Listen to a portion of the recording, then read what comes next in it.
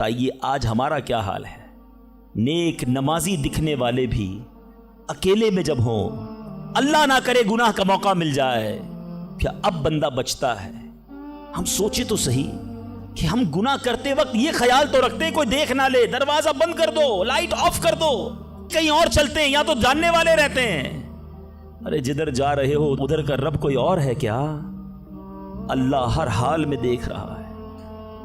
کاش یہ جملہ میرے اور آپ کے دل پر نقش کر جائے. جب حرام کرنے کو جی چاہے، جب گناہ کرنے کو جی چاہے، جب بے حیائی کرنے کو جی چاہے، اے میرے نوجوانوں، نہ کرو اپنی نوجوانی کو برباد ان بے حیائیوں کے کاموں میں. یہ اللہ کو ناراض کرنے والا، جہنم میں جانے والا کام ہے. حفاظت کرو اپنی، شیطان کے واروں سے بچاؤ اپنے آپ کو.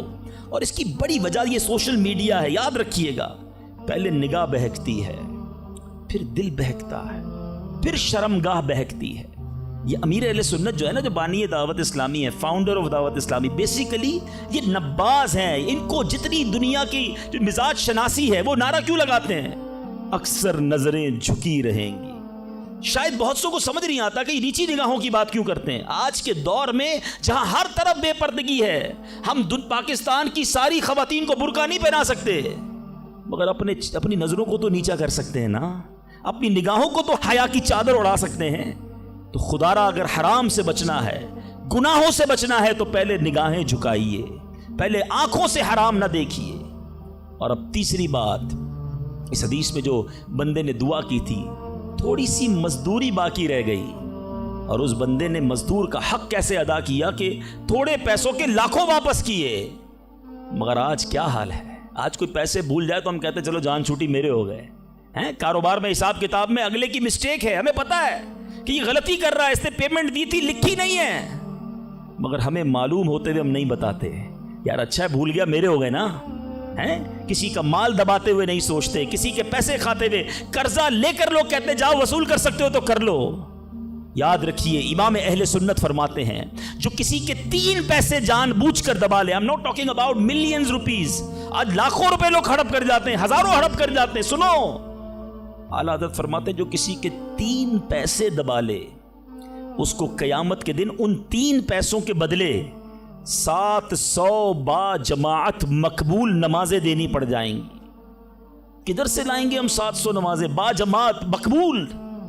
ایک ایک روپیہ لوگوں کا واپس کیجئے. بھول گیا ہے آپ جا کر لوٹائیے، یاد دلائیے اسے، ایسے معاف نہیں ہوگا.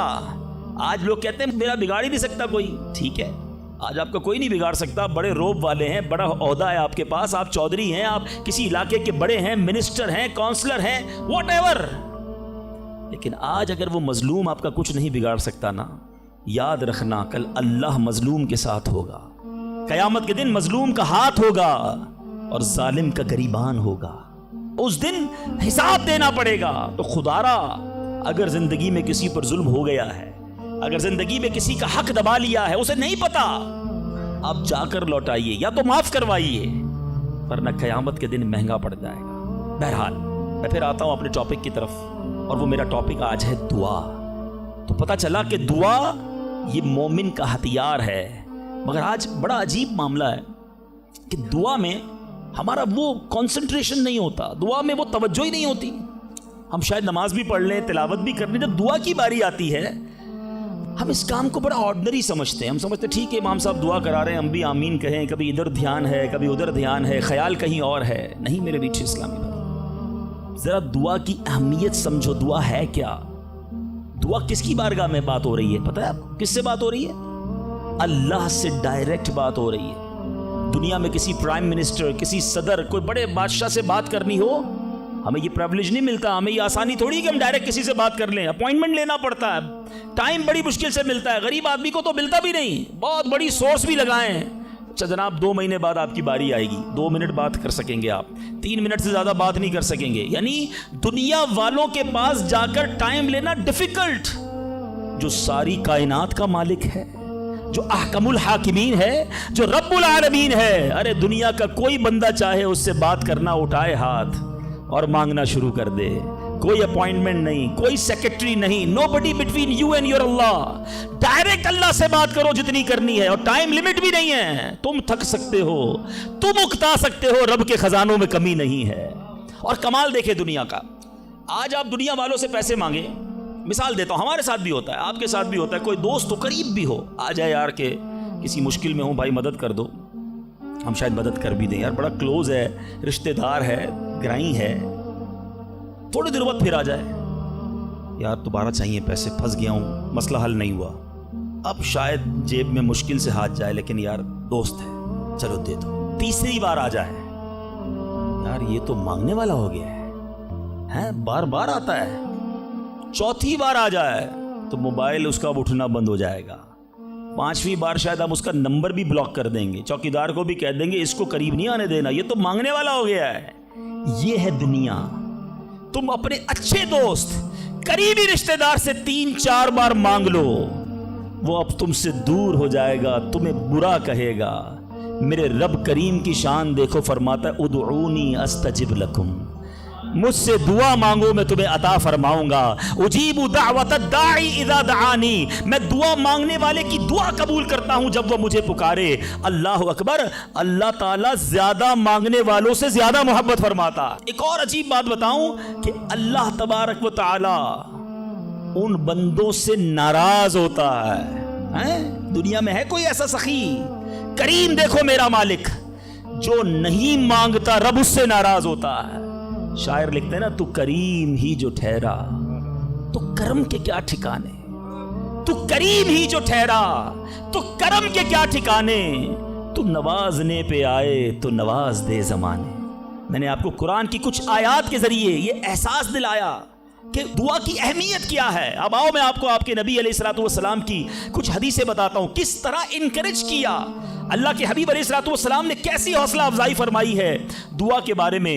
اللہ کے حبیب علیہ الصلوۃ والسلام فرماتے ہیں, اللہ تعالیٰ کے نزدیک کوئی چیز دعا سے بزرگ تر نہیں ہے. اللہ کے نزدیک سب سے بزرگ چیز وہ دعا ہے, اور دعا کو حدیث میں مخ العبادہ, عبادت کا مغز کہا گیا. ٹاپ آف دا لسٹ جو عبادت ہے نا وہ دعا ہے. مگر آج دعا کی طرف توجہ ہی نہیں ہے.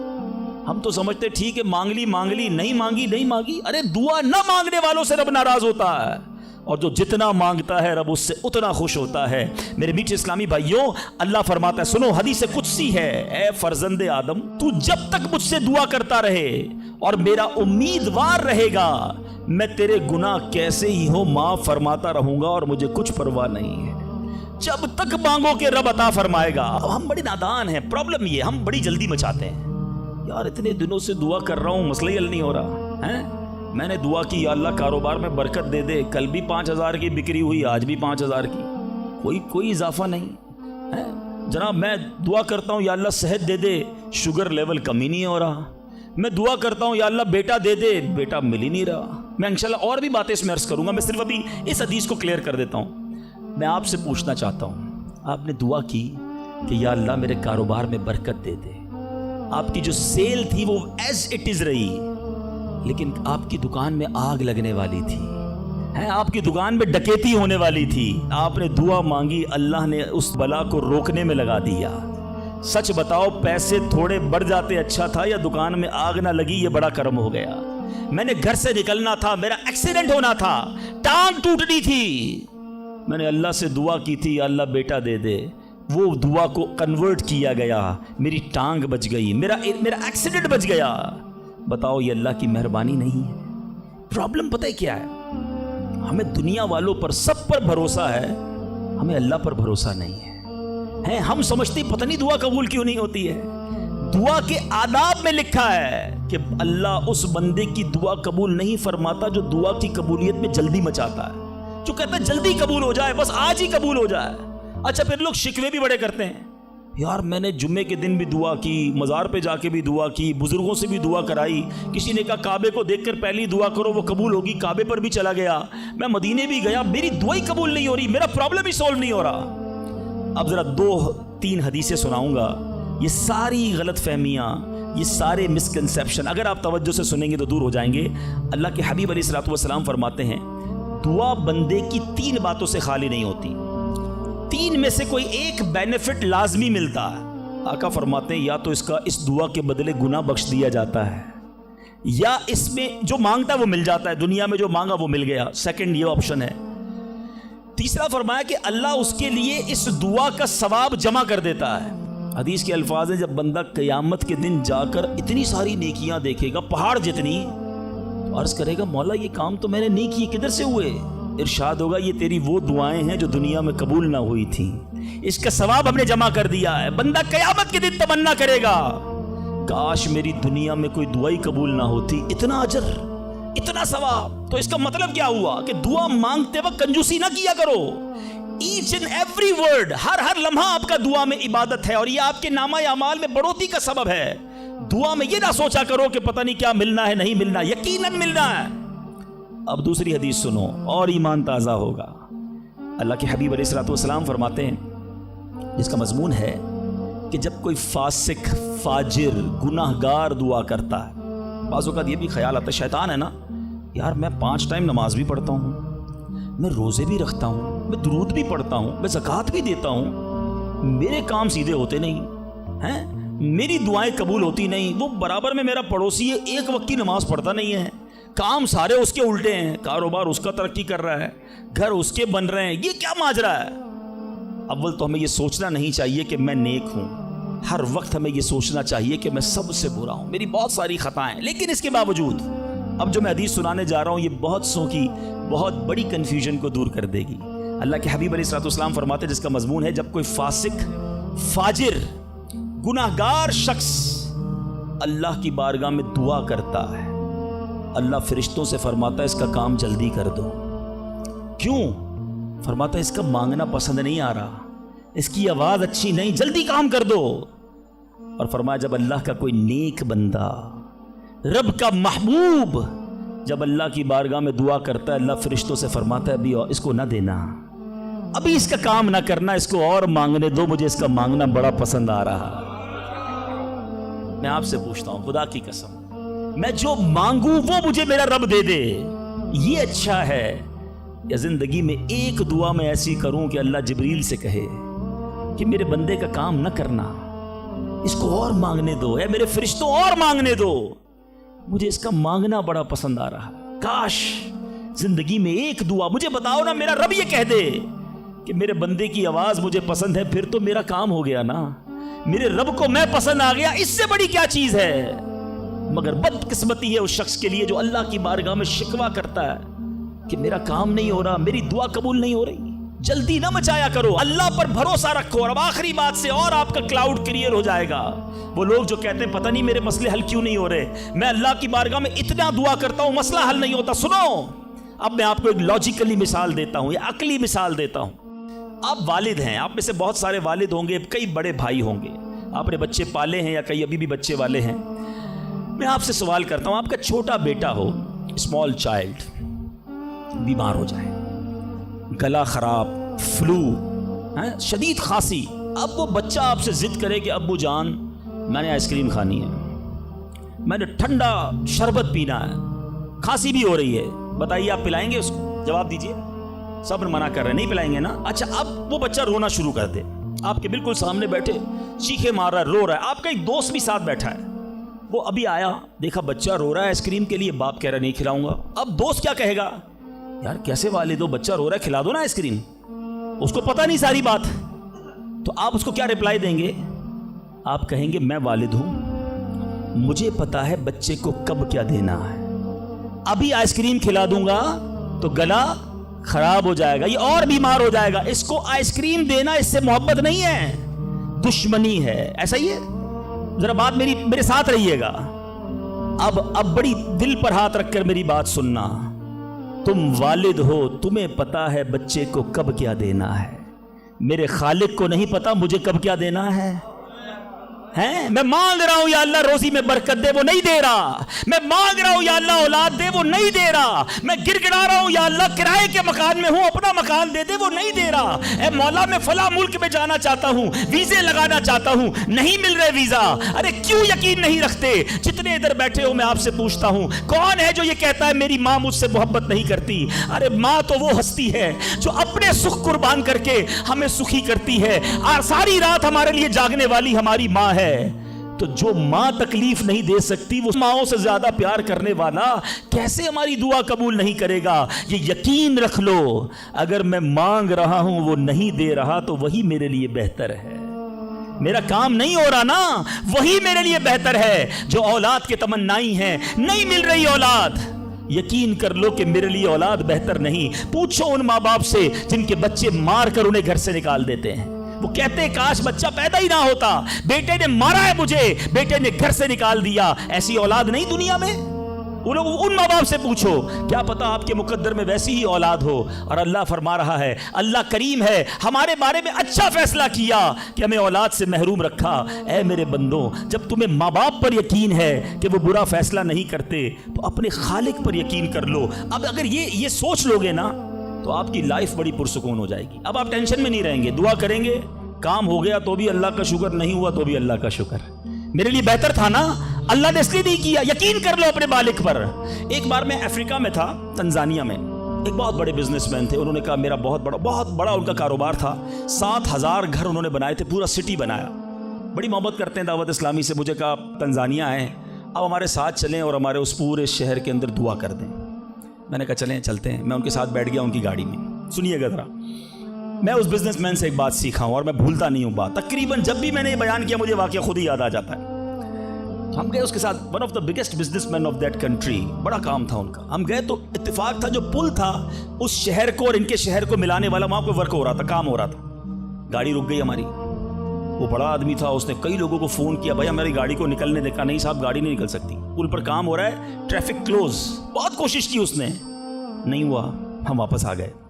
جب ہم واپس آئے تو مجھے لگا کہ یار اس کو بیچارے کو دل چھوٹا ہو جاتا ہے نا انسان کا، بڑی محبت سے لے کر گیا اور لے ہی نہیں جا سکا۔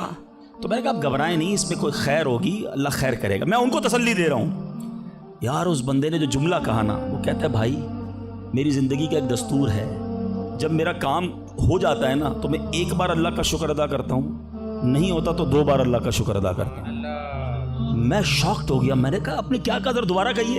وہ بزنس مین ہے، ناٹ مولوی، کوئی عالم دین نہیں تھے، لیکن مجھے سکھا گیا وہ بندہ۔ میں نے کہا دوبارہ کہیے۔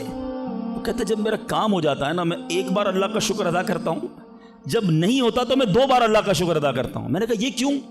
کہتے نہیں کس نے کیا، کام نہیں ہوا تو کس کی مرضی سے ہوا، ہم دونوں کا جانا وہاں ٹھیک ہی نہیں تھا، جب ہی روڈ بند ہو گیا، اللہ نے جو کیا میرے مالک نے بہتر کیا۔ میں نے کہا یار آپ کمال کی شخصیت ہو، میں اتنا خوش ہوا اس بندے سے۔ یہ فارمولہ یاد کر لو، لائف پرسکون ہو جائے گی۔ جو مانگو مل جائے یا اللہ تیری مہربانی، جو نہ ملا یا اللہ پھر بھی تیری مہربانی، تو میرے ماں سے زیادہ مجھے چاہنے والا ہے، بہتر تھا جبھی تو نہیں دیا۔ تو بہرحال میرے میٹھے اسلامی بھائیوں، دعا میں کنجوسی نہیں، دل و جان سے مانگو، ٹھیک ہے؟ اچھا اب دعا کے کچھ آداب بھی سن لیں۔ دعا قبول نہ ہونے کا ایک سبب حرام روزی بھی ہے۔ حدیث کے الفاظ ہیں حرام خور کی دعا قبول نہیں ہوتی۔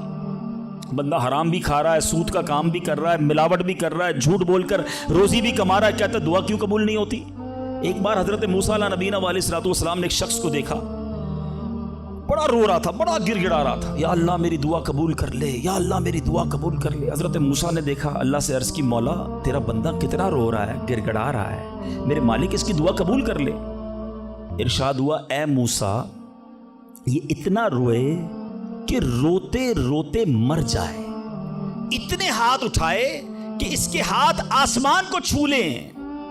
اے موسیٰ میں نے اس کی دعا قبول نہیں کرنی۔ عرض کی مولا کیا وجہ ہے؟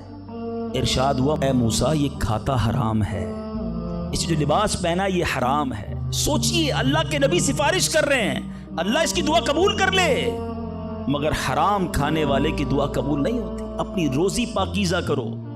آپ میں سارے چاہتے ہیں نا مستجاب الدعوات بن جائیں۔ مستجاب الدعوات کے معنی کیا ہے؟ جس کی ساری دعائیں قبول ہوں، سب چاہتے ہو نا؟ حضرت سعد بن ابی وقاص نے پیارے آقا سے سوال کیا، کیا بیوٹیفل کوسچن کر لیا، ہمارے کام سیدھا ہو گیا۔ آقا سے عرض کی یا رسول اللہ میں مستجاب الدعوات بننا چاہتا ہوں، I want to be a مستجاب الدعوات۔ نبی پاک نے کوئی لمبا چوڑا، آپ کو تو پورا سلیبس دیا جاتا ہے نا، پی ایچ ڈی کرنا ہے تو اتنی کتابیں پڑھو، ایم بی بی ایس کرنا ہے تو اتنی کتابیں پڑھو، لیکن مستجاب الدعوات تو کمال ہو گیا نا، اس سے بڑی ڈگری ہے کوئی؟ جو دعا مانگو وہ مل جائے، کوئی بڑا سلیبس نہیں دیا نبی پاک نے، اتنے سال روزے رکھو، اتنی تلاوت کرو، اتنے سجدے کرو، اتنے طواف کرو۔ سنو، ایک لائن میں میرے آقا نے جواب دے دیا، فرمایا اے سعد اپنے لقمے پاکیزہ کر لو تو مستجاب الدعوات ہو جاؤ گے۔ That's it، غذا پاکیزہ ہو، آپ کی دعائیں قبول ہونا شروع ہو جائیں گی۔ ایک اور بڑی اہم بات جو مسٹیک کر جاتے ہیں وہ کیا ہے کہ ہم دعا کے اندر فوکس نہیں کرتے۔ یاد رکھیں اللہ غافل دل کی دعا نہیں سنتا، یاد رکھیے گا۔ مثال کے طور پہ ہم دعا کرتے وقت آمین، ابھی ادھر دیکھ رہے ہیں، آمین آمین آمین، بات اللہ سے کر رہے ہو اور دھیان کہیں اور ہے۔ اس کو میں آپ کی اگزامپل دیتا ہوں، آپ میں سے کئی ٹیچرز بیٹھے ہوں گے، پروفیسر بیٹھے ہوں گے، سیٹھ بیٹھے ہوں گے، والد بیٹھے ہوں گے، آپ کا اسٹوڈنٹ آپ کے سامنے بیٹھا ہے، آپ کا بیٹا آپ کے سامنے بیٹھا ہے، آپ کا ماتحت آپ کے سامنے بیٹھا، آپ اس کو بڑا کوئی بات سمجھا رہے ہیں، بیٹا دیکھو یوں کرنا یوں کرنا ہے، وہ کبھی ادھر دیکھے کبھی ادھر دیکھے، کبھی موبائل نکال لے، کیسا لگے گا آپ کو؟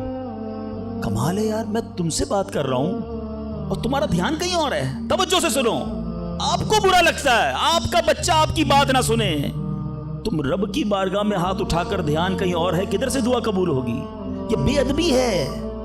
بارگاہ الہی میں حاضر ہیں تو بس فوکس، پتا چلے میں کس کے دربار میں ہوں، آنکھیں جھکی ہوں، ادب سے بندہ بیٹھے وضو کر کے، ہیں اس کا خیال مالک کے دربار کی طرف ہو کہ غلام ایک مجرم بادشاہ کے دربار میں ہاتھ اٹھائے بھکاری بن کر حاضر ہوا ہے، پھر دیکھیں کیسے عطا ملتی ہے۔ ایک اور مسٹیک دعا قبول نہ ہونے کا ایک سبب، اور وہ ہے یقین۔ ایک بڑا پرابلم یہ ہے، بندہ کہتا ہے یار چلو مانگ لیتے ہیں، باقی ہوتی نہیں اپنی دعا قبول ہے۔ روایتوں کا مضمون ہے جو بندہ یہ کہے نا کہ دعا پتہ نہیں قبول ہوگی یا نہیں، اس کی قبول ہی نہیں ہونی ہے، وہ نہ مانگے۔ یقین چاہیے، وہ بلیف چاہیے، وہ یقین ساتھ ہو تو پھر دعا عرش تک جاتی ہے۔ ایک واقعہ مجھے یاد آیا، ایک بار ایک گاؤں میں بارش نہیں ہو رہی تھی، بڑا زبردست قحط، گاؤں والوں نے طے کیا چلو مل کر ذرا دعا کرتے ہیں، نماز استسقاء وغیرہ پڑھتے ہیں، گاؤں کے سارے لوگ جمع ہوئے، ہزاروں کا مجمع۔ کئی سالوں سے اس گاؤں میں بارش ہی نہیں ہوئی، پتے پتے کو، بوند بوند کو لوگ ترس رہے، قحط۔ ایک نوجوان، ایک ینگسٹر آیا، ہاتھ میں اس کی چھتری ہے، سارے گاؤں والے ہنسنے لگے کہ اللہ کے بندے، کئی سالوں سے ایک قطرہ پانی کا نہیں گرا، تم چھتری لے کر آئے ہو۔ اس نوجوان نے کمال کا جواب دیا کہ جس سے مانگنے آئے ہیں وہی تو برسانے والا ہے۔ اب اگر اس نے برسا دی تو کیا بھیگتے ہوئے جاؤں گا؟ اب ہوا یہی، کتاب میں لکھا سب نے دعا مانگی، نوجوان کے یقین کی برکت سے دعا کے دوران موسلا دھار بارش شروع ہو گئی، سارا گاؤں بھیگتے ہوئے گیا، نوجوان چھتری کے نیچے چلتا ہوا جا رہا ہے۔ یقین ہوگا تو کام ہوگا، دعا پر یقین نہیں، اللہ پر ہی یقین نہیں ہے تو کام کیسے ہوگا؟ یہ تو چند میں نے آداب بیان کر دیے۔ اب میں دو بڑی اہم باتیں کرنا چاہتا ہوں کہ دعا جو ہے نا ماں باپ کی، وہ بڑی امپورٹنٹ ہے۔ بعض اوقات ہم سمجھتے ہیں کہ یار کام نہیں ہو سکتا میرا، بڑا ٹپیکل ہے، میں بڑی مشکل میں پھنس گیا ہوں، میرے مسائل بہت ہیں، یہ مسئلہ حل ہو ہی نہیں سکتا، میں اتنے بڑے قرضے میں آ گیا ہوں کہ وہ قرضہ کیسے اترے گا، میں ساری زندگی نوکری کرتا رہا ہوں، قرضہ تو نہیں اترنا، میری یہ بیماری ڈاکٹر کہتے ٹھیک ہی نہیں ہوگی۔ یہاں آ کر ہمارا کانفیڈنس شیک ہو جاتا ہے، ہم اللہ سے بھروسہ اٹھا لیتے ہیں، ہمیں لگتا ہے نہیں یار یہ پرابلم سالو نہیں ہو سکتا۔ آج ایک بات سیکھ کر جانا، جو پرابلم آپ کے سامنے بہت بڑا ہے نا، وہ آپ کے لیے بڑا ہے۔ ان اللہ علی کل شیء قدیر، میرا مالک جب چاہے جیسے چاہے حکم فرمائے اور مسئلہ حل ہو سکتا ہے۔ اب میں آپ کو